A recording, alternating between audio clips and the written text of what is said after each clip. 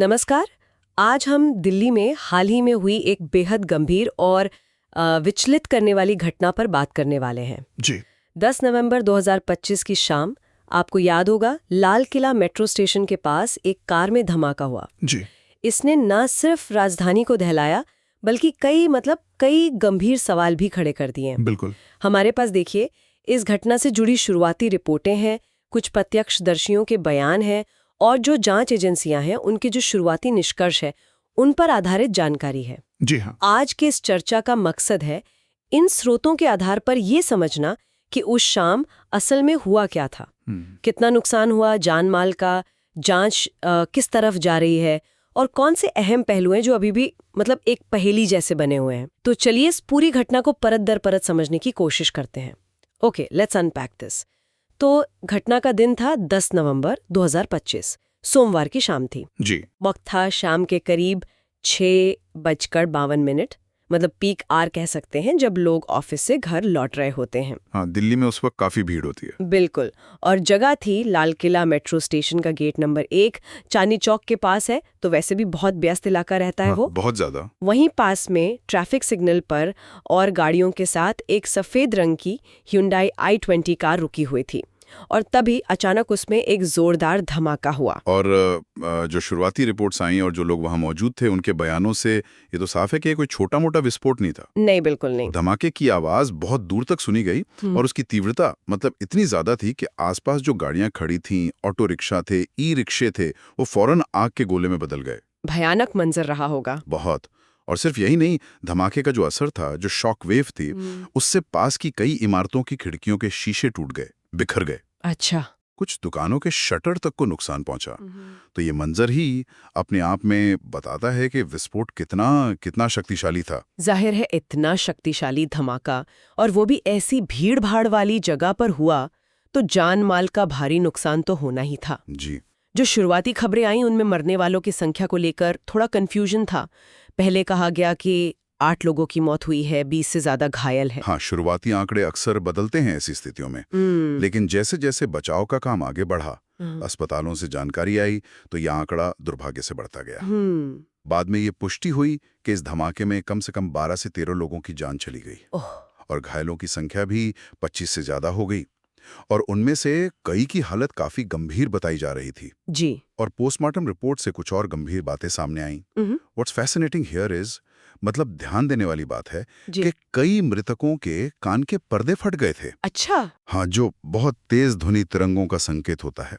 साथ ही उनके फेफड़ों में गंभीर अंदरूनी चोटें मिले और कई अंदरूनी अंगों को भी भारी नुकसान पहुंचा था। तो ये सिर्फ जलने से नहीं हुआ होगा? नहीं, बिल्कुल नहीं। ये सब किसी सामान्य आग या छोटे विस्फोट से नहीं होता। ये लक्षण साफ तौर पर एक बहुत ही हाई इंटेंसिटी वाले विस्फोट की तरफ इशारा करते हैं, जिसमें शायद कोई शक्तिशाली विस्फोटक इस्तेमाल किया गया हो, जो सिर्फ आग नहीं बल्कि एक जबरदस्त शॉक वेव पैदा करता है। ये वाकई बहुत ही दुखद है। मरने वालों और घायलों में आम लोग थे। जी बिल्कुल। कोई शायद ऑफिस से घर लौट रहा था, कोई खरीदारी करने निकला होगा, कोई रिक्शा वाला अपनी रोजी रोटी कमा रहा था। बिल्कुल, वो लोग बस गलत वक्त पर गलत जगह मौजूद थे और इस भयानक हादसे का शिकार हो गए। इस घटना ने न जाने कितने परिवारों को हमेशा के लिए तोड़ दिया है। हाँ, ये बहुत बड़ा नुकसान है। अब आते हैं जांच के पहलू पर। पहले तो दिल्ली पुलिस की स्पेशल सेल ने जांच शुरू की थी। जी। लेकिन मामले की गंभीरता को देखते हुए और इसमें जो एक संभावित आतंकी एंगल दिख रहा है, उसे देखते हुए जांच अब राष्ट्रीय जांच एजेंसी यानी NIA को सौंप दी गई है। हाँ, ये स्वाभाविक कदम है ऐसे मामलों में। और जैसा कि होता है, जांच की कड़ियां अब कई दिशाओं में फैल रही हैं। And here's where it gets really interesting.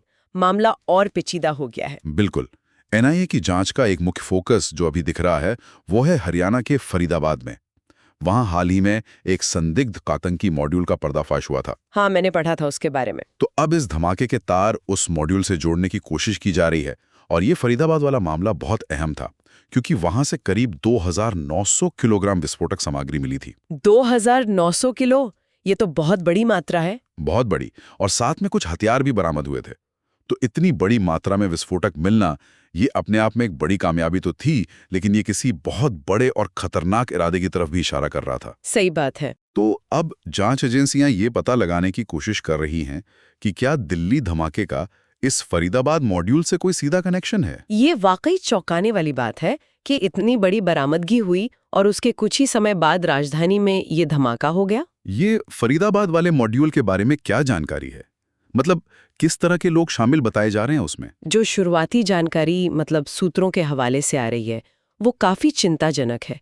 कहा जा रहा है कि इस मॉड्यूल में कुछ पढ़े लिखे पेशेवर लोग भी थे, जिनमें डॉक्टर्स भी शामिल हैं। हाँ। और कुछ धार्मिक शिक्षा पाए हुए लोग भी थे। तो ये प्रोफाइल जो पारंपरिक आतंकवादी की छवि है उससे थोड़ा अलग है और ये दिखाता है कि कट्टरता कैसे समाज के अलग अलग वर्गों में घुसपैठ कर सकती है। जांच एजेंसियों को पुख्ता शक है कि इनके तार पाकिस्तान बेस्ड आतंकी संगठन जैश-ए-मोहम्मद यानी JM और कश्मीर में सक्रिय अंसार गज़वतुल हिंद AGUH जैसे प्रतिबंधित आतंकी संगठनों से जुड़े हो सकते हैं। ये दोनों तो काफी खतरनाक संगठन माने जाते हैं। जी हाँ, ये दोनों ही संगठन भारत में पहले भी कई आतंकी हमलों में शामिल रहे हैं और हमेशा सुरक्षा एजेंसियों के निशाने पर रहते हैं। लेकिन एक बुनियादी सवाल, ये शायद जांच करने वालों के सामने भी होगा कि क्या ये एक सोचा समझा आत्मघाती हमला था, जिसे फिदायीन हमला कहते हैं? हाँ। जहां हमलावर का इरादा ही खुद को और दूसरों को मारने का होता है? या फिर क्या ऐसा भी हो सकता है कि विस्फोटक कहीं और ले जाया जा रहा हो और रास्ते में किसी गलती से या तकनीकी खराबी से उसमें धमाका हो गया? ये अभी तक पूरी तरह साफ नहीं है और ये जांच का एक बहुत ही महत्वपूर्ण बिंदु है कि विस्फोट का असल कारण क्या था और हमलावर अगर कोई था तो उसका इरादा क्या था। क्या कार चलाने वाला ही हमलावर था? क्या उसका इरादा किसी खास जगह को निशाना बनाना था और वो वक्त से पहले फट गया? या वो सिर्फ एक कुरियर था, विस्फोटक ले जा रहा था? हाँ, ये सब जानना बहुत जरूरी है। वो ये है कि जिस Hyundai i20 कार में धमाका हुआ, हाँ, उसे पिछले कुछ महीनों में कई बार खरीदा और बेचा गया था। कई बार? हाँ, और आखिरी बार शायद उसे किसी ऑनलाइन प्लेटफॉर्म के जरिए बेचा गया था। अच्छा, तो इसका मतलब ये हुआ कि कार का असली मालिक कौन था या धमाके के वक्त उसे कौन इस्तेमाल कर रहा था, उसकी पहचान करना और उस तक पहुंचना जांच एजेंसियों के लिए एक बड़ी चुनौती बन गया होगा। बिल्कुल सही। ये तो एक तरह से पहचान छुपाने का तरीका हो सकता है। बिल्कुल। गाड़ियों को कई बार बेचने खरीदने का ये तरीका अक्सर आपराधिक और आतंकी गतिविधियों में पहचान छुपाने और जांच को भटकाने के लिए इस्तेमाल किया जाता है। हर बार मालिक बदलने से कागजी कार्रवाई की एक परत चढ़ जाती है ना? तो असली यूजर तक पहुंचना मुश्किल हो जाता है। सही है। और इसी वजह से अब दिल्ली NCR प्रशासन ने एक अहम कदम उठाया है। जितने भी सेकेंड हैंड कार डीलर हैं, उनके लिए ग्राहक के वेरिफिकेशन की प्रक्रिया को बहुत सख्त करने का आदेश दिया गया है। अच्छा, ये जरूरी भी था शायद। जी, उन्हें हर खरीद बिक्री का पूरा रिकॉर्ड रखना होगा, खरीदार और बेचने वाले की पुख्ता पहचान के साथ। अगर इसे बड़े परिप्रेक्ष्य में देखें तो ये कदम दिखाता है कि एजेंसियां इस तरीके के गलत इस्तेमाल को लेकर कितनी गंभीर हैं और भविष्य में इसे रोकने की कोशिश कर रही हैं। ये शहरी सुरक्षा में गाड़ियों की ट्रैकिंग और पहचान की चुनौतियों को भी दिखाता है। इस दर्दनाक घटना के बाद सरकार और प्रशासन की तरफ से भी प्रतिक्रिया आई है। दिल्ली सरकार ने पीड़ितों की मदद के लिए मुआवजे का ऐलान किया है। हाँ, दिल्ली सरकार ने घोषणा की है कि इस धमाके में मारे गए हर व्यक्ति के परिवार को 10 लाख रुपए की आर्थिक सहायता दी जाएगी। ठीक है।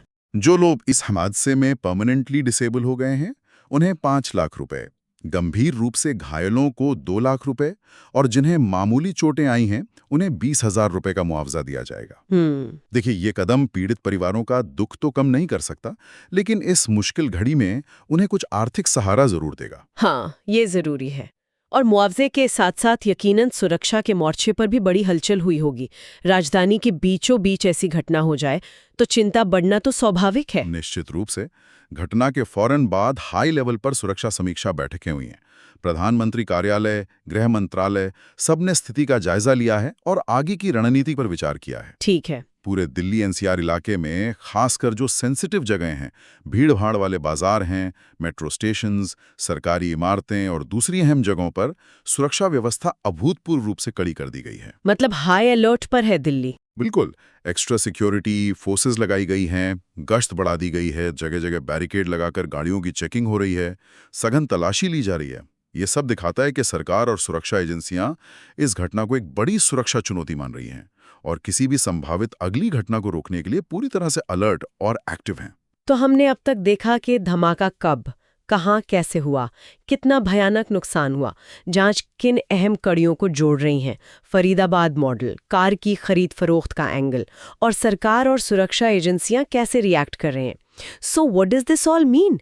इतनी सारी जानकारी के बाद भी ऐसा लगता है कि कई बुनियादी और अहम सवाल अभी भी जवाब मांग रहे हैं। हाँ, बिल्कुल सही कहा आपने। जांच अभी भी एक बहुत नाजुक और अहम मोड़ पर है और कई निर्णायक सवालों के जवाब मिलने अभी बाकी हैं।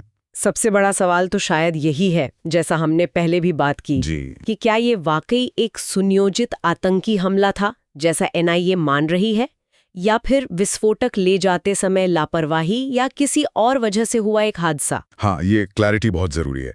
अगर ये हमला था तो इसका निशाना क्या था?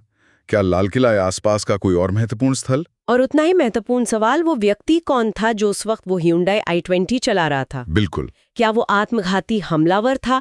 क्या उसका कोई सीधा संबंध फरीदाबाद मॉड्यूल या JMAGUH जैसे संगठनों से था? उसकी पहचान करना तो जांच की सबसे बड़ी प्राथमिकता होगी, है ना? बिल्कुल।